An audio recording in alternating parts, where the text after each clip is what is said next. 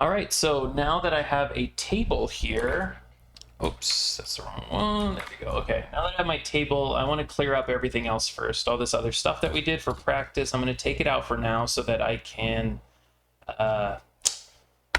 work with some cleaner stuff here. So now I have my table and nothing else. But what if I want this data to be dynamic? So I want to make something about students, and we'll have maybe the student name, the student ID, and the student major or something like that. So let's create a headers first here. So it's a const headers. And what we can do with TypeScript is we can actually type our headers, which means we can declare the type that it's going to be. In this case, it's going to be an array of strings. So I'll say string like this, and then I'll say equals, and we'll say name, we'll say ID, and we'll say major, something like that. So now I have my name, ID, and major here. Now, how can I pass this variable into my table? Well, when you're working with HTML, like for example, image source equals img.png or whatever, this source, or a ref equals my page.html, this is making an anchor tag, a hyperlink reference. This is called a property. This is a property of this a tag. This is a property of this image tag.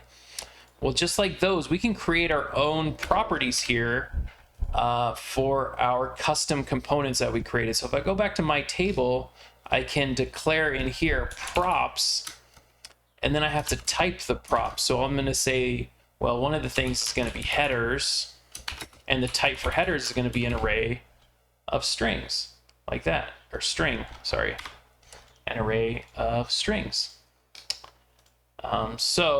This means that now my table is expecting a property of headers. And so when I go here, it's going to say, hey, property headers is missing. It's required, though. You have to include that. So we're going to include that here. We'll say headers equals, and then what do I want the headers that are passed?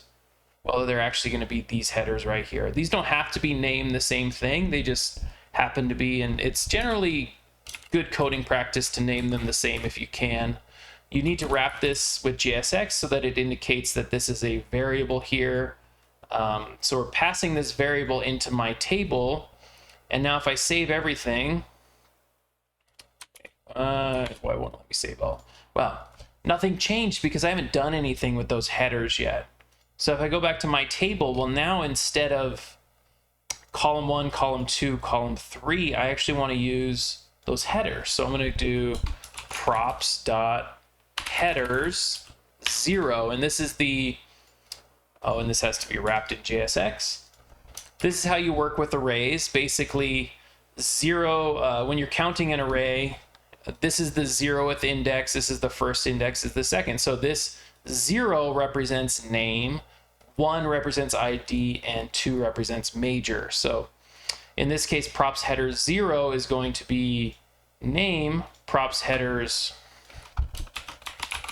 headers 1. So this props keyword is just saying that it's coming from these props. This is part of it, which is the headers. Props.headers 2 instead of column 3.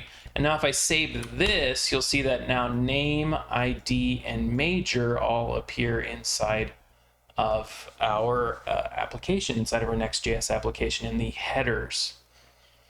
Well, that's nice. You know, I could do that now with data. But what if I don't know how many rows I want? Or what if I don't know how many columns I want? What if I want it to be dynamic in that sense as well? Well, that's going to require us to actually map the arrays. So I'll demonstrate how we do that in the next one.